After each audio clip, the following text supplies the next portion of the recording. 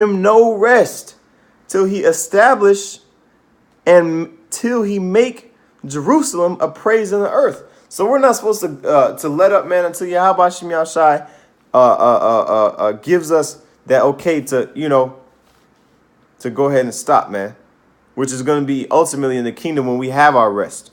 Okay, because according to Micah chapter 2 and 10, this is not our rest. Okay, the kingdom is going to be our rest, man. That's when we'll be able to rest, because we know that our children will be able to dwell safe and won't have to worry about going to school and learn about how to be a pedophile, or how to be a transgender, or how to be a homosexual. Okay, we won't have to worry about them growing up in this society, potentially getting cancer at 25, 26, 27 years old just because of the food, man. Okay. Or their brain getting defects because of these goddamn vaccinations that they darn near make illegal if you don't get them for your children. All of these things are things that should make you detest the world. And the laundry list goes on and on, man. Okay. Ultimately, if you're not chilling like how the elites are chilling, man, you're still in captivity. You're not ruling. Okay, you're serving. And right now we're serving the so-called white man physically, because we have to continually pay taxes. We have to continually be subject to payments. Okay, when this land, the earth is supposed to be ours. We are the chosen nation of the Lord. So why do we have to pay a lower base man, a servant? He's the real servant. Why do we have to pay him? Because the earth is given into his hand. Okay? And so that's why we complain, man. Because we don't want Esau to be ruling over us. It's unnatural. He's destroying the earth in the process, man. Okay? These are easy things for you to see if you're in the spirit. Okay? If the spirit of Yahweh Shem Yahshai is dealing with you. Okay? It's plain as day. You see? So it says, I'm going to read that verse again, Isaiah 62 and 7. Give him no rest till he establish, until he make Jerusalem a praise in the earth. You see? So we're not supposed to let up on the Lord until he allows us to rest. Okay? Now I wanted to get that in Revelation chapter 7. I'm sorry. Not chapter 7. Chapter 6. Revelation chapter 6, verse 9. It says, and when he had opened the fifth seal, I saw under the altar the souls of them that were slain for the word of the Most High, and for the testimony which they held.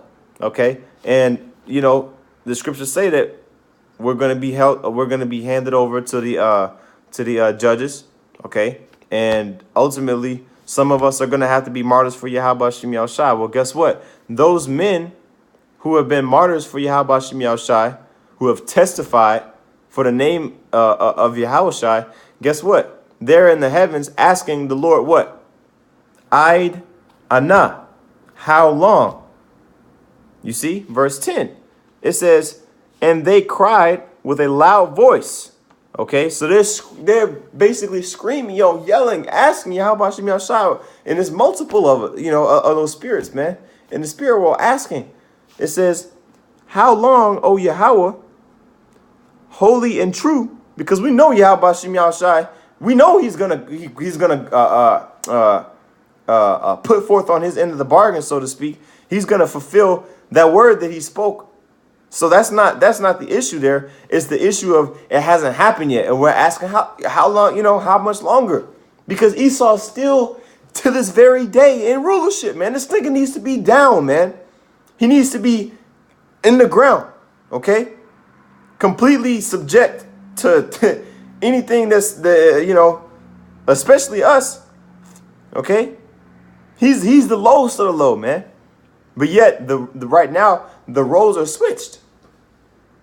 That's why the scriptures say, I've seen princes walking as servants and servants upon horses. Roughly paraphrasing. Because right now, the roles are backwards, man. Okay? That's why the scriptures say in Isaiah chapter 5, verse 20, woe to him that call evil good and good evil. Because that's what Esau does. He says, okay, yeah, it's good for you Israelites to be in slavery because, you're better than me, even though Esau is not going to say that. But he knows that if we get to a certain level, just like how the Egyptians knew. If you read Exodus, the first chapter, it tells you how, matter of fact, let me just read it real quick. Exodus.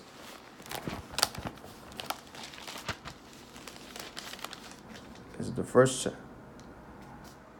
Yeah. Yeah. Exodus chapter 1,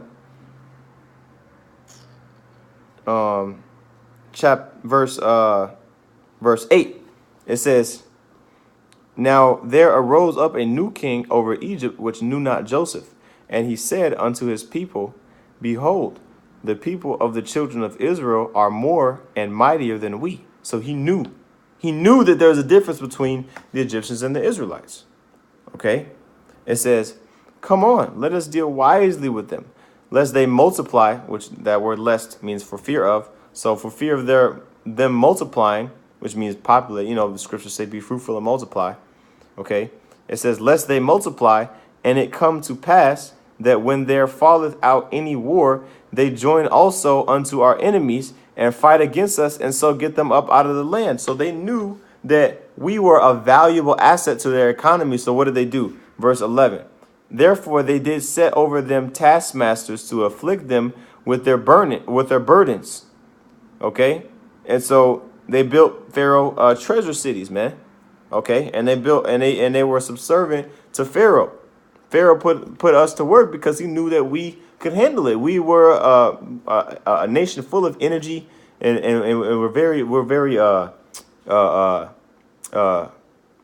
not adventurous. The word I'm looking for was described. David. It was used to describe David by one of his older brothers. But basically, he was Israel is industrious. There it is, right there. Industrious. Okay, so we know how to make an economy work, man. So that's why they did that. So back to the point, Esau knows that, right? And so he puts us to work. You see? So we're asking how long until we can get out of this captivity. You see? That's why it says in verse 10. Oh, you know what? I don't think they call David industrious. I think that was in hold on, let me get it just so I don't misquote.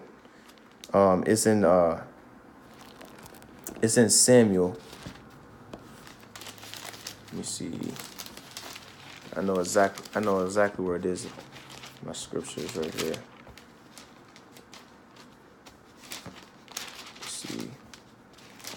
It was used to describe Jeroboam. Let me see.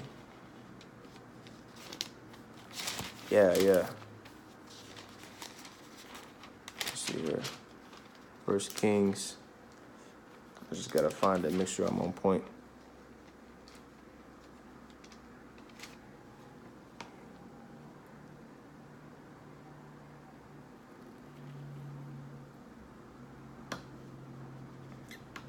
Let's see. First Kings.